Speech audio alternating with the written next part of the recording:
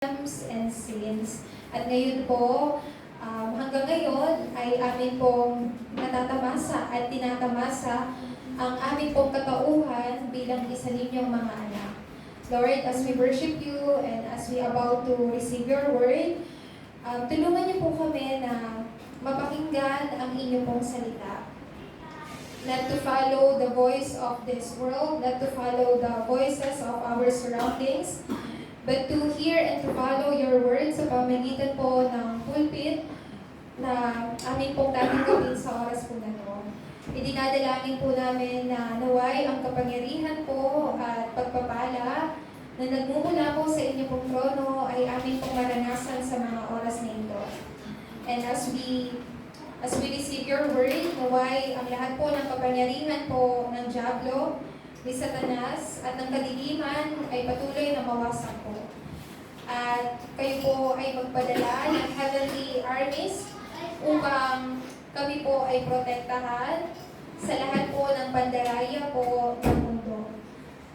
Ipagkaloob niyo po sa amin ang kalakasan na magkaroon lamang po ng konsentrasyon sa amin pong pagsamba. Ito po ang aming dalangin sa pangalan ni Jesucristo. Amen. Amen. And before anything else po, sabihin po natin sa bawat isa, you are the source of blessing. You are the source of blessing. Amen po. Amen po. So we are the source of blessing. Bakit po? Tayo po ay mga anak po ng Diyos. And bago po ang lahat, sabihin po muna natin, let's confess before God. Jesus is the Christ. Jesus is the Christ who finished all my problems on the cross. Who finished all my problems on the cross. Bakit po sa Jesus ang Kristo? Why Jesus is the only Christ po? Why Jesus is the only Christ? Kasi si Jesus, siya lang yung merong ability, siya lang yung merong kapangyarihan to solve all our problems po. Kaya we shouldn't pray na, Lord, please solve this problem.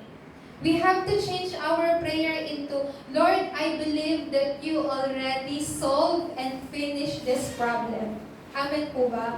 That's different thing. Kasi kapag nanalangin po tayo na Panginoon, i-solve niyo po yung problem na to. Nasa Panginoon, I believe na you already solved this problem. Sobrang laki po ng, ng pinagkaiba po nun. Kasi we believe, before Christ died on the cross, bago po siya mamatay, tinapos niya na po ang lahat ng ating mga problema. Amen po ba? Amen. That's why we are God's children po. Kaya tayo po ay tinatawag ng mga anak po ng Diyos. Kaya yung mensahe po natin po today, ano po yung message natin? The fruit of Emmanuel. So what is the meaning of Emmanuel po once again? The meaning of Emmanuel ay ang Diyos kasama natin. God is with us. So ang ibig sabihin na ang Diyos ay sumaatin, ang ibig sabihin po nun ay salvation. Why? Kasi when people, nung ang tao ay napahiwalay po sa Diyos, ibig sabihin po nito, mankind fall into fundamental problem po. Yung fundamental problem, wala pong escape mula sa pangunahing problema. But God sent Christ, siya yung naging daan, katotohanan at ang buhay. Kaya ang ibig sabihin po nun, Emmanuel, means salvation po. So, una po sa lahat, what is the grace of this Emmanuel? When we say grace of Emmanuel po, ito po ay biyaya ng ating kaligtasan. Kasi dahil ang ibig sabihin po ng Emmanuel, God is with us, this is salvation po. Ngayon nakakasama po natin ang Diyos. Kung ang tao po, kung ang Diyos po ay wala sa tao, ibig sabihin po nun ang tao po ay wala pong kaligtasan. Because of this fundamental problem, tayo po ay ipinanganak na meron pong pangunahing problema. No one can solve this fundamental problem po except lamang po kay Kristo. Tayo po ay nasa mundo na puno ng problema, kaya naturally, even though na we are children of God, may mga pagkakataon po na we may face problems, difficulties, sufferings, crisis po sa buhay po natin. But hindi po nun ibig sabihin na wala tayong solusyon sa lahat ng ating problema. But you have to remember po, people were born po with this fundamental problem. So ang taong napahiwalay sa Diyos, ibig sabihin po nun sila ay kontrolado po ni Satanas, alipin ang orihinal na kasalanan, at napahiwalay sa Diyos.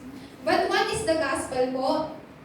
What is the gospel? Jesus came to us po. Si Jesus, dumating po siya sa atin bilang Kristo para solusyonan po yung ating...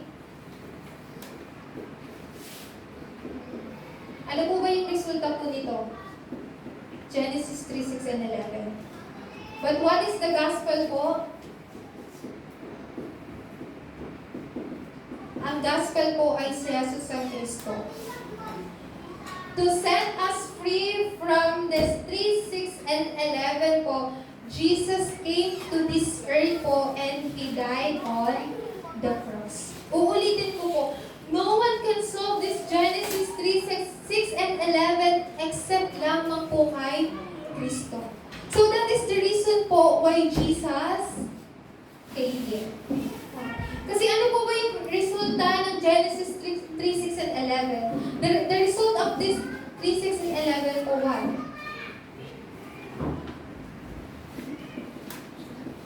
And happiness. Suffering. Bakit po naghihirap po ang tao? Bakit po ang tao merong kalungkutan po? Saan po nagsimula? This one. Ano po ito? Pangunahing problema po ng tao. There's a lot of problems in this world po. You have personal problems, problem po sa trabaho, problem po sa family. We have lots of different kinds of problems. Pero ang lahat po ng problema po ng tao ay nagsimula lang po sa isang problema, pangunahing problema. And because of that fundamental problem po, that is the reason why Jesus came to this earth and solve that fundamental problem. Para hindi nyo na susolusyonan kung ano yung bunga ng pangunahing problema. Kasi si Jesus, He already broken down po yung pinagmulang problema po ng tao. Kaya nga po, what is the grace of Emmanuel? Salvation. God is with us. Kaya po, ibig sabihin po nakasama po natin ang Diyos, tayo po ay merong kaligtasan. Then, having this grace of salvation and grace of Emmanuel, we have the power of the gospel po. It shows the power of the gospel. Just think about this po. Paano natin malalaman na yung gospel na ito may kapangyarihan? Paano po tayo magiging sure na yung gospel na ito ay may kapangyarihan po? How po?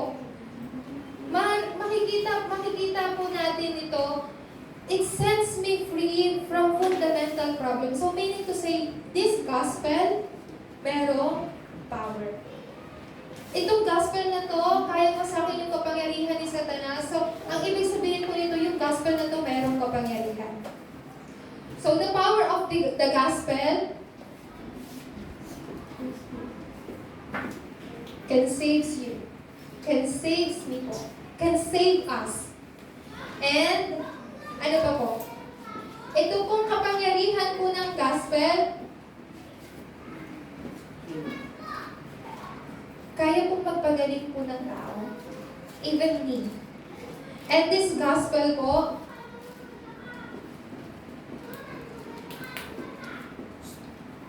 can restore everything po.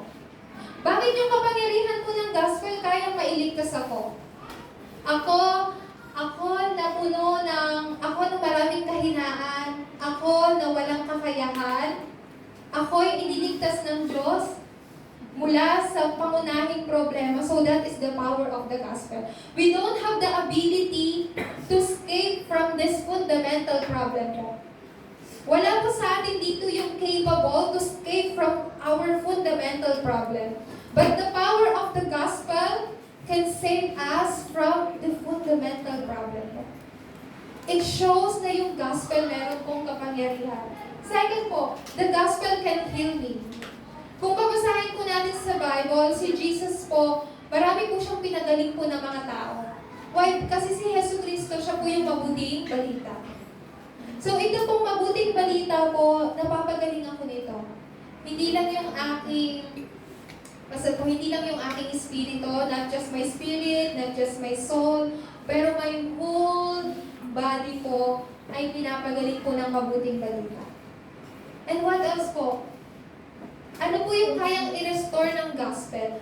Yung imahe po ng Diyos na nawasak dahil sa pagkahiwalay po natin sa Diyos, ito po ay muli pong nanumbalik. We are originally po na ano nga po ito? Na mga tao who can receive yung lahat ng pagpapala sa Eden. Pero dahil sa pagkahiwalay po sa Diyos, we lost everything, like Adam po. Pero this gospel can restore everything po sa buhay po natin. So, sino pong gospel po na to? Siya po ay walang iba po kundi si Kristo. So, lagi niyo pong panghawakan ito pong si Kristo. Because Christ can save us, can save people po from fundamental problem. Christ can heal everything po. Christ can restore everything. Bakit po? Because Christ is the only gospel po. Only gospel. Kaya po, God gave you the power to save yourself. What kind of power po? Makikita po natin po yan sa Gawa, chapter 1, verse 8. The kingdom of God.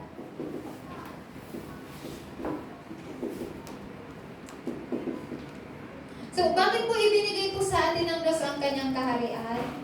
Kasi sa loob po ng kaharian po ng Diyos, naroon po yung katuwiran, kaligayahan, kapayapaan. Inside of God's kingdom po. Ano po yung klaseng kapangyarihan to save yourself po? How can I save myself? Lagi po natin naririnig, before you save others, you have to save yourself po. Ano pong ibig sabihin po nun? Araw-araw, kailangan po natin pumasok sa loob po ng mabuting balita.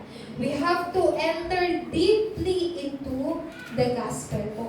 So, if it's too difficult po and too complicated po, just remember this one thing po. I have to enter into Christ every day. Deeply po. Bakit po? Kasi si Kristo, He can restore everything po. We lost everything before. We lost everything po. We lost our identity. We lost our authority. But Christ came here to restore everything po. Pero alam niyo po yung isa pang way para ma-restore lahat ng bagay?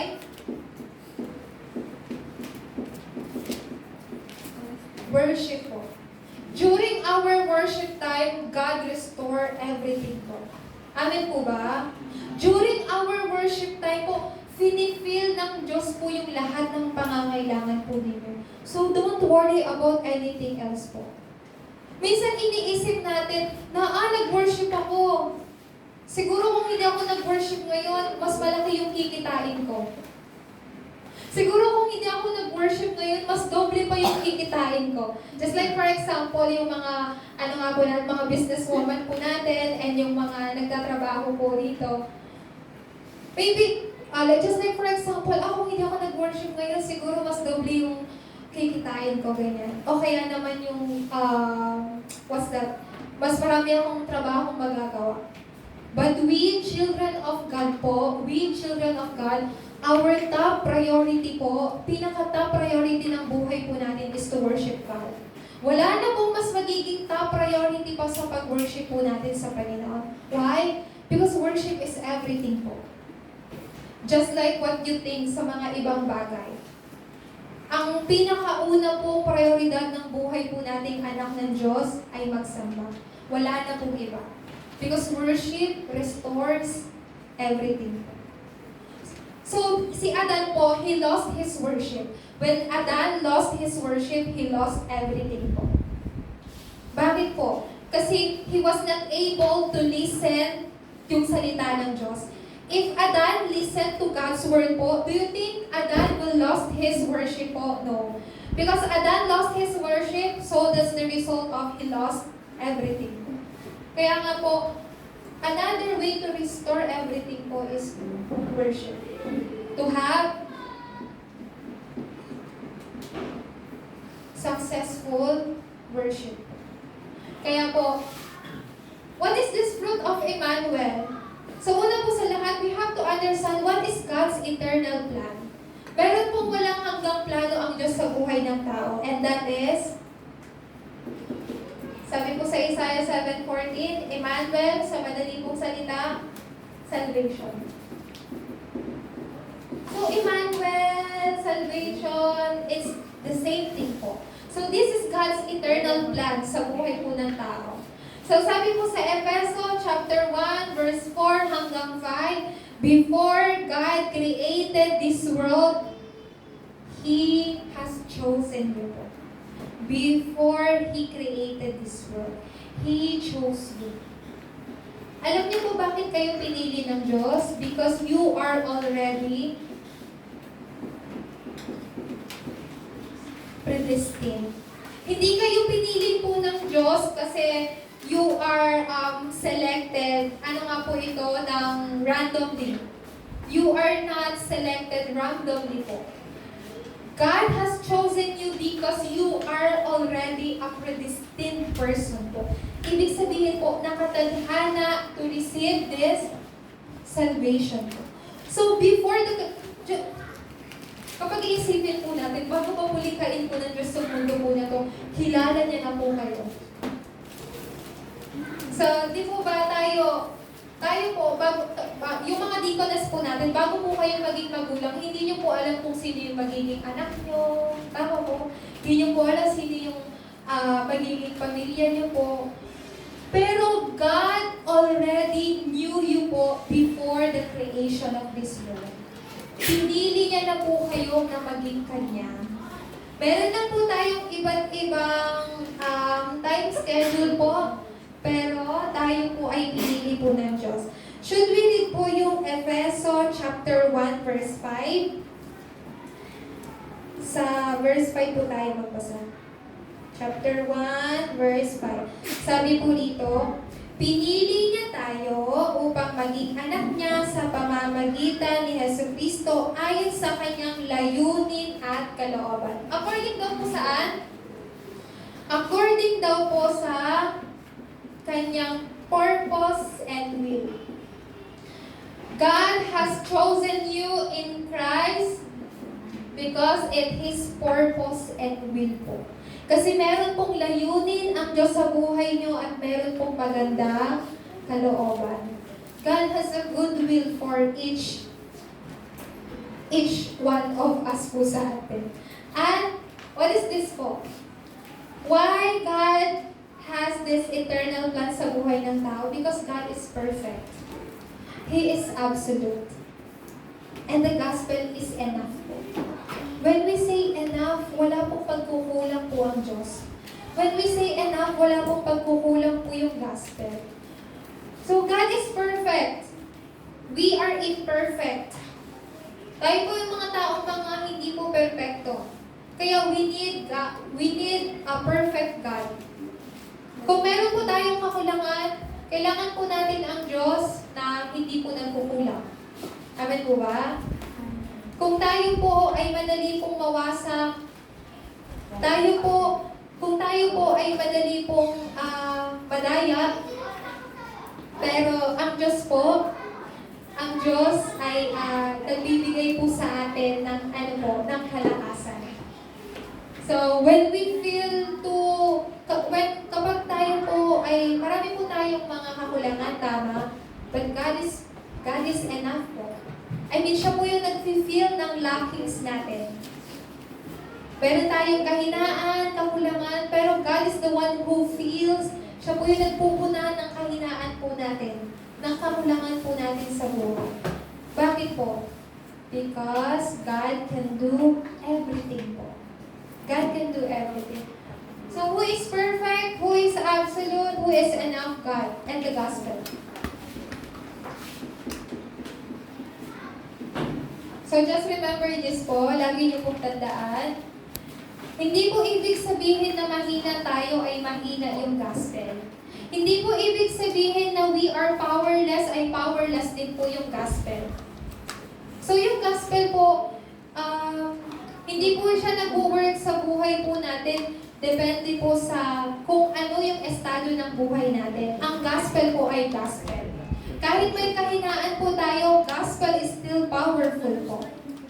Kahit marami po tayong problema, but only gospel can solve our problems po. Amen po ba? Amen. So it doesn't really matter if you are weak at marami pong lackings. Kasi yung mabuting balita po ay mabuting balita. So hayaan niyo po sila mag-ikot-ikot, biglang po kayo sa akin. So bakit po? Because gospel is perfect, absolute, and enough. And tignan rin po natin sa Roma chapter 8 verse 28 po. Should we read po? Let's read po. Roma chapter 8 verse 28. So tignan po natin kung ano po yung nakasaad po dito. I think you heard this many times po. Alam natin sa lahat ng bagay ay gumagawa ang Diyos para sa mabuti kasama ang mga nagmamahal sa Kanya. Silang mga tinawag ayon sa Kanyang layunin. So alam daw natin na sa lahat ng bagay ay kumikilos daw ang Diyos para sa mabuti kasama ang mga nagmamahal sa Kanya.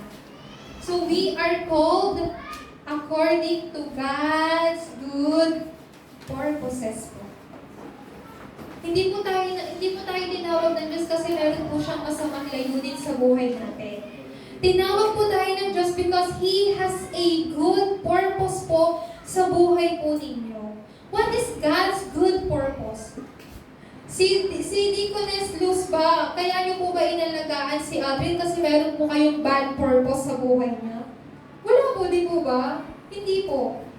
So bakit niyo po siya inaalagaan? Kasi meron po kayong magandang layunin sa buhay niya. So ganun din po ang Diyos. Nung tinawag po kayo ng Diyos, ang Diyos po ay merong magandang layunin po sa buhay po natin. Tayo po ay mga anak ng Diyos. Maaari pong yung dinaraanan po natin ay may problema. Maaari po tayo makaranas ng paghihirap. Pero, tandaan po ninyo, yung nilalakaran po ninyong way ay saan po? Ano pong klaseng way? It is the path patungo po saan? Kapurihan ng Diyos. Maaari lang po tayong makaranas po ng difficulties, some problems, worries, but it is the way that God has prepared for you. So you will be okay po. Amen po ba? Kaya kagaya po sa kinanta po natin, you'll be fine. Whether you succeed or if you fail, you are still in the Lord. Amen po? Amen.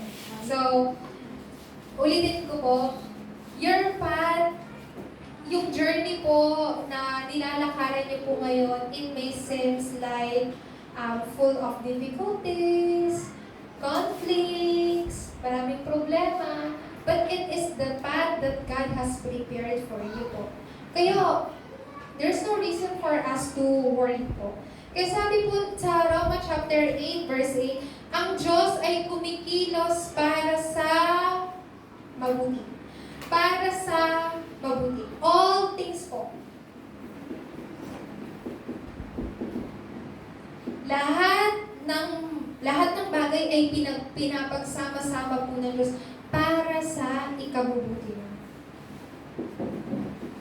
God's goodwill. Kanino po ibinibigay ng Diyos ang kanyang mabuting kalooban? Only to His children po. So because we are God's children, meron po tayong mabuti, magandang kalooban po ng Diyos sa buhay natin. Kaya pangalawa po, what is the reason I live? Ano yung dahilan bakit ako nabubuhay? Because there is an absolute goal ng buhay natin. What is our absolute goal po?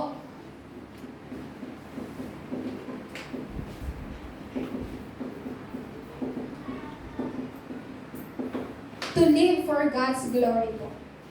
So kanina po yung message po sa children, So si Elisha po ay disciple po ni Elijah. Ito pong si Elijah dahil matanda na siya. Sabi ni Elijah kay Elisha, Elisha, just stay here in Gilgal. Just stay here in Bethel.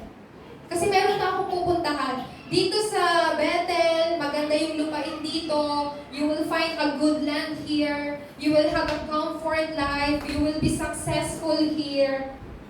Pero ano pong sabi ni Elisha? No, I will follow you. Bakit po? Kasi yung absolute goal po ni Elisha, not to follow after the money.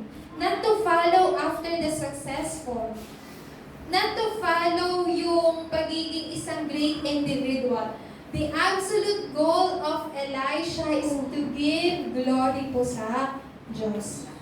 Kaya nga po, maaari po na, maisip po natin, of course tayo po, we wanted to be a successful po. Sino nga ba naman pong hindi po ba? Especially kapag nagkaroon po tayo ng mga anak. Gusto natin na maging matagumpay sila, to the point na we can give everything to them po. Pero hindi po dapat yun yung maging absolute goal ng buhay po natin. Katulad po ng sinabi ko po kanina, yung path po natin, it may seems like a path na puno ng difficulties, suffering, pero it is the path po na inihanda po ng Panginoon. So ano po bang klaseng daanan ang dapat po nating sundan? Kay Kristo po. Daanan, it is the way of Christ po. Kaya nga po, pangalawa po, makikita po natin, pinagkalooban rin po tayo na what is the work of God sa loob po ng kanya pong kaharian. So, meron pong purpose bakit po tayo tinawag ng Diyos. Ano pong dahilan po bakit po tayo tinawag ng Diyos? Alam ko pong medyo mahirap pa pong maintindihan po ito sa ngayon, pero tinawag po kayo ng Diyos for 237 evangelization countries.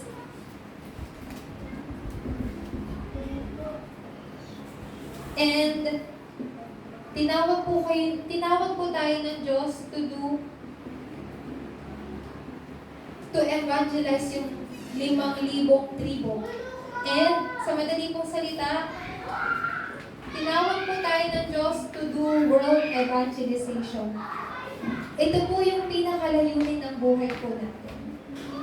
Pero yung mga adults po natin, all you have to do po is to pray. Bakit po? Tayo pong mga anak ng Diyos, we children of God, ang ating pong enjoyment, ano po yung ating pong enjoyment po? Our enjoyment po is to bear abundant fruit as true worshiper. Tayo po ay mga tunay na tagapagsamba. Kaya po, pangatlo, what should be the fruit of our lives po?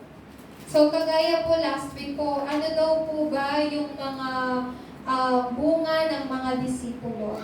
So, sabi po sa Galatia chapter 5, 22 hanggang 23, binigyan po tayo ng 9 na bunga. Ito pong 9 na bunga, hinati po sa 3. Para sa Diyos, para sa aking neighbors, at para din naman sa akin. So you can see that po, ito dapat po yung maging bunga po ng ating buhay. Pangalawa po, the evangelism and mission. Sabi po sa Genesis 39 verse 3. Opo. Yes. Ito po yung time na si Joseph po ay ipinadala sa household ni Potiphar. Pero, makikita po natin, Potiphar confessed sa harapan po ni Joseph na makakakita pa ba tayo ng taong katulad na-realize po ni Potiphar na si Joseph po ay pinapanahanan ng Espiritu po ng Diyos. So that is the fruit of evangelism and mission po. So sa buhay niyo din po, ang buhay niyo po mismo ay magiging ebidensya po ng Ebanghelyo at misyon. Pangatlo po, fruit of glory and praise po. According po sa Efeso chapter 1, verse 14. Para saan po? Bunga ng papuri at kaluwalhatian po sa Panginoon. Kaya nga po, you have to remain as God's eternal witnesses po. Sino po ba yung mga saksi? Yung mga saksi po, they have the answer. They should have evidence po. So, yung eternal answer po natin ay hanggang saan po sa ating susunod na henerasyon. You have to leave behind this eternal answer po sa ating mga susunod na henerasyon. Kaya po, we have to do yung siyam na bagay po. Una po, let's begin 3 concentration. When we begin 3 concentration po, pagkagising po natin sa umaga, we have to pray po na yung blessing ng 393 po, kahit saan po kayo pumunta, ay inyo pong maranasan. Lord, wherever I go, may the blessing of 393 be upon me. O kahit saan man po ako pumunta, yung pagpapala po ng 393, ay mapunta po, ay maranasan po sa lugar po na yun. So in the morning, when you wake up po. So you may just use yung 393 prayer po, kasama po ng atin pong pulpit message. In daytime, ano pong gagawin po natin sa daytime? Yes po, you have to pray, pero you have to change everything into prayer po. The way you see people, when you meet people po, when you listen to their voices po, change it into prayer. Into your prayer topics po. Kasi kapag naririnig po natin, halimbawa po yung iba pong, what do you call that? Mga ibang sinasabi po ng ibang tao, may tendency na tayo po ay nadadaya. So pray to God, the Lord, as I listen to this, to this person's voice, may I change it into my prayer topic. And in the evening, before you sleep po, what do we have to do? We have to go into deep prayer po. Bago po tayo magpahinga, bago po tayo matulog. We have to enter into deep prayer po. Kasama po ng salita po ng Diyos. Amen po ba? Amen. So, what is the fruit of Emmanuel po? Ang fruit po ng Emmanuel, tayo po ay nasa loob ng habag po ng Diyos. At wala pong kaya pong pumutol ng ganun po nating relasyon po sa Panginoon. Kasi we are already in the grace of God po. Amen. Palakpakan po natin ang Panginoon. Amen. So, at this time po, tayo na po'y magkaroon po ng ating closing worship. Let us all stand po and let us sing through prayer.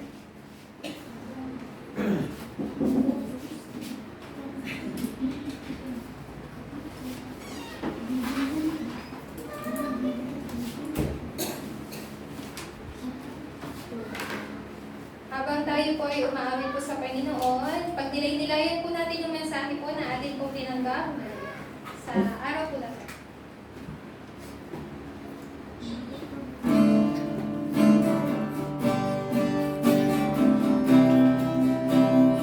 Jesus, you are mine.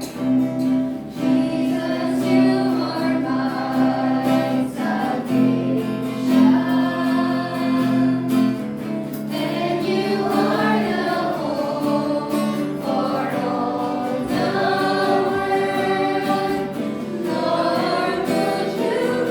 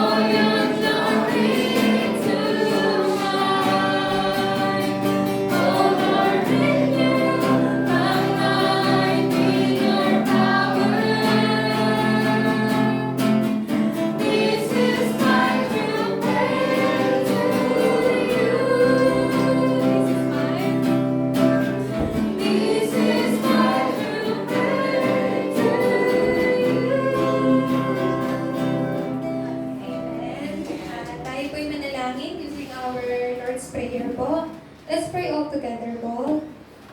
Our Father in heaven, hallowed be your name, your kingdom come, your will be done on earth as it is in heaven. Give us this day our daily bread, and forgive us our debts, as we also have forgiven our debtors, and lead us not into temptation, but deliver us from the evil one. For thine is the kingdom, and the power, and the glory forever. Amen. Maraming salamat po. And this